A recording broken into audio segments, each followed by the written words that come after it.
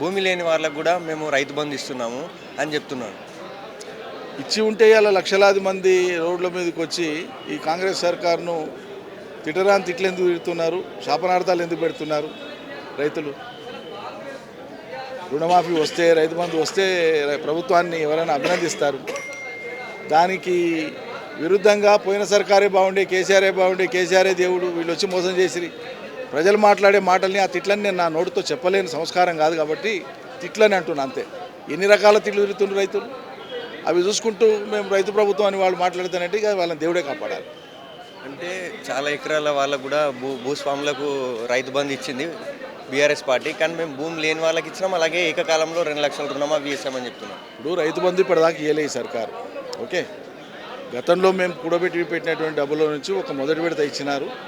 మొన్నటి వానకాలం ఎగ్గొట్టినారు, లేవు ఇవ్వమని చెప్పినారు. ఇప్పుడు యాసంగిలో ఇస్తామని మొదలుపెట్టినారు. 15,000 అని చెప్పి 12,000 అన్నారు. ఆ 12,000 కూడా ఒక ఎకరాకి ఇచ్చి ఆ ఎకరాల్లో ఉండేటువంటి రైతుల్ని కూడా ఏదో ఒక వంకతోనే కట్ చేశారు. నంబర్ను డౌన్ సైజ్ చేసినారు. 2 ఎకరాలు అన్నారు, 3 ఎకరాల వరకు కూడా ఇవ్వలేదు. పోనీ ఈ 3 ఎకరాల వరకు లెక్కేసుకుంటే కూడా అయ్యేటువంటి సంఖ్య 68 లక్షల ఎకరాల భూమి ఉంటుంది 3 ఎకరాల లోపు ఉండేటువంటి రైతులేదు.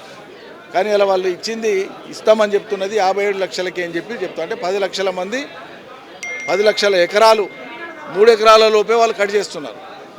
3 ఎకరాల లోపు ఉండేటువంటి రైతులు భూస్వాముల ఎట్లా కట్ చేస్తారు వాళ్ళది?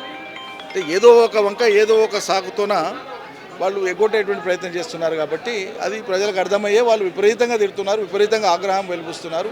తీవ్రమైనటువంటి నిరాశ నిస్పృహలోనే శాపనార్థాలు పెడతారు. అలాగే కేసీఆర్ గారిని ఫామ్ హౌస్లో ఉంటున్నారని కాంగ్రెస్ వాళ్ళు ఆరోపిస్తున్నారు. కానీ కేసీఆర్ గారు నేను వ్యవసాయ క్షేత్రంలో ఉండి పంట పండిస్తున్నానని అంటున్నారు. మీరు చాలాసార్లు వెళ్ళి ఉంటారు కదా, అక్కడ వ్యవసాయం ఎలా చేస్తున్నారు సార్? నేనేమంటా అంటే సోనియా గాంధీ ఏడు ఉంటుంది, ఆమెకి ఇల్లుంది ఢిల్లీలో, ప్రభుత్వం ఏర్పాటు చేసిన ఇల్లుంది, ఆమెకు స్పెషల్ సెక్యూరిటీ ఉంటుంది కాబట్టి ఆమె ఉంటుంది. నరేంద్ర మోడీ గారు ఏడు ఉంటారు? అందరు ఉన్నట్లే కేసీఆర్ ఉంటారు. ఆయన ఇంట్లోనో ఆయన ఉండేది వ్యవసాయ క్షేత్రంలో ఉంటారు. దాని నుంచి వీళ్ళ కడుపు నొప్పి అయింది అంటున్నాను. మనిషి ఎక్కడ ఉండడం అనేది నీకేం కడుపు నొప్పి అంటున్నా వాళ్ళని. విషయం ఒక రాజకీయ పార్టీ కదా, కేసీఆర్ అంటే వ్యక్తి కాదు కదా, అధినేత, ఈ పార్టీకి అధినేత. ఈ పార్టీకి లక్షలాది మంది కార్యకర్తలు ఉన్నారు, నాయకులు వేలాది మంది ఉన్నారు, అందరూ పనిచేస్తూ ఉన్నారు. వీళ్ళ దాటికే తట్టుకోలేకుండా ఉన్నటువంటి ఆ 2 పార్టీలు ఎలకలబడుతున్నాయి. దానికి కేసీఆర్ వాళ్ళు ఎందుకు తలుసుకుంటున్నారు? ఏం అవసరం ఉంది వాళ్ళకి? వెంకటేశ్వర స్వామి స్తోత్రం చదివినట్లు, పొద్దున్నే నిద్రలేవగానే స్నానం చేసి దేవుని మొక్కినట్లు కేసీఆర్ జపం చేయకపోతే వీళ్ళకి తెల్లారదా, దినం గడవదా? అలాగే బీజేపీ కాంగ్రెస్ వాళ్ళు చాలా రోజుల నుంచి ఆరోపిస్తున్నారు కేసీఆర్ గారు అసెంబ్లీకి రావడం లేదని. అసెంబ్లీ 5 ఏళ్ల కాలగడువు తీరిపోయిందా? చట్టబద్ధమైనటువంటి ఇది ఉంటుంది, పరిమితి ఉంటుంది. ఎన్ని రోజుల వరకు ఒక శాసనసభ్యుడు హాజరు కావాలి, కాకపోతే ఏమవుతుంది అనేది అవన్నీ తెలుసుకొని నడుచుకుంటారు. శాసనసభలో ఉండేటువంటి మా ఎమ్మెల్యేలను, మా నాయకులనే తట్టుకునే పరిస్థితి లేదు వాళ్ళకు. కేసీఆర్ను ఊహించుకొని ఎందుకు భయపడాలి? వాళ్ళు భయపడొద్దని చెప్పండి. కేసీఆర్ గారు ఈరోజు దిశానిర్దేశం ఏం చేయబోతున్నారు? ఇది సంస్థాగత నిర్మాణం. ప్రతిపక్ష పార్టీగా మనం పోషించాల్సిన పాత్ర. గతంలో అధికారంలో లేనప్పుడు మేము ఒక ఉద్యమ పార్టీగా ఉన్నాం. ఉద్యమ కార్యాచరణ వేరు, ప్రతిపక్ష కార్యాచరణ వేరు. సో మాకు ఉద్యమ కార్యాచరణ ఉంది, 10 ఏళ్ల ప్రభుత్వ కార్యాచరణ ఉంది.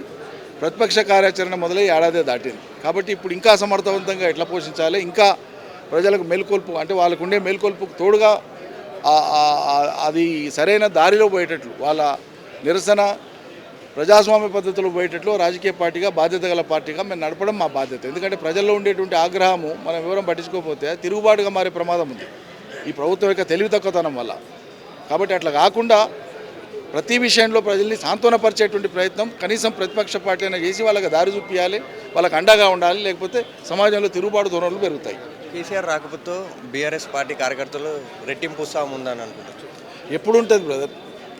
కేసీఆర్ అంటేనే ఒక అలజడికి, అదొక ఆందోళనకు, ఉత్సాహానికి మారిపోయారు. అది సహజంగా ఉంటుంది. మాకే కాదు, విపక్ష పార్టీలకు ఉంటుంది. కేసీఆర్ని ఒకరోజు టీవీలో ఉండమనండి, ప్రతిపక్ష పార్టీలో అందరూ నాయకులు కానీ కార్యకర్తలు కానీ అన్ని కార్యక్రమాలు బంద్ చేసుకొని టీవీలో కతకపోతే నన్ను అడగండి.